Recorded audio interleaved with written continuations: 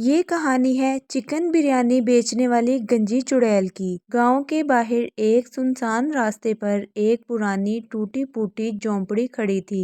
یہ جھونپڑی دن کے وقت تو عام جھونپڑیوں کی طرح ہی نظر آتی تھی، لیکن رات کے وقت یہاں سے ایک عجیب سی خوشبو آتی تھی، چکن بریانی کی خوشبو۔ کچھ لوگوں کا کہنا تھا کہ وہاں ایک عورت رات کے وقت بریانی بیچتی ہے، لیکن جو بھی اس کے پاس بریانی کھانے جاتا ہے وہ کبھی واپس نہیں آیا۔ اسی گاؤں میں رامو نام کا ایک آدمی تھا جو اپنے دوستوں کے ساتھ قریبی قصبے میں مزدوری کیا کرتا تھا۔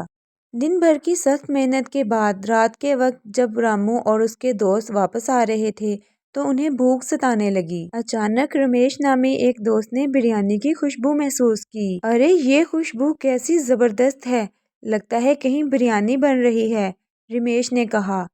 کیا تم پاگل ہو؟ رات کے وقت اس جھونپڑی کے قریب جانا خطرناک ہے، لوگ کہتے ہیں کہ وہاں ایک چڑیل رہتی ہے، موہن نے خوفزدہ لہجے میں کہا۔ لیکن رمیش نے ہنستے ہوئے کہا، بکواس مت کرو، یہ سب دیہاتی کہانیاں ہیں، حقیقت میں ایسا کچھ نہیں ہوتا۔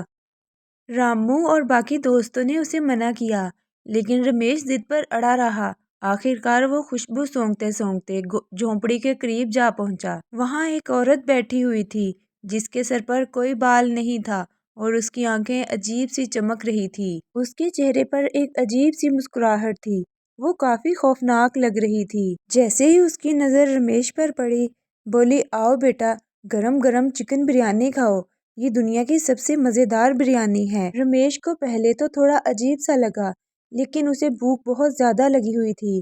اس نے پلیٹ میں بریانی لی اور کھانے لگا۔ وہ بریانی اسے اتنی مزیدار لگی کہ اس نے جھٹ سے اپنی پلیٹ ختم کر لی اور دوسری پلیٹ مانگ لی۔ چڑیل نے شیطانی مسکراہٹ کے ساتھ اسے اور بریانی دے دی۔ رمیش نے بریانی کھاتے ہوئے جھونپڑی کے اندر نظر دوڑائی۔ ایک کونے میں گوشت کے بڑے بڑے ٹکڑے پڑے تھے، کچھ ہڈیاں بھی دکھائی دے رہی تھی۔ اچانک اس نے ایک انسانی انگلی کو دیکھ لیا جو ہنڈیا میں پڑی تھی۔ اس کا رنگ اڑ گیا۔ اس نے کانپتے ہوئے چڑیل سے پوچھا، یہ چکن کا گوشت ہے نا؟ چڑیل نے زوردار قہقہا لگایا اور کہا، نہیں، تمہیں کس نے کہا کہ یہ مرغی کا گوشت ہے؟ جو بھی میرے پاس بریانی کھانے آتا ہے، بس پھر اگلی بریانی اسی کی ہی بنتی ہے۔ یہ سنتے ہی رمیش کی سانسیں رکنے لگی۔ اس نے پلیٹ پھینک دی اور باہر بھاگنے کی کوشش کی، لیکن دروازہ خود بخود بند ہو گیا۔ اس کے دوست جھونپڑی کے باہر اس کا انتظار کر رہے تھے، لیکن اندر سے چیخوں کی آوازیں آنے لگیں۔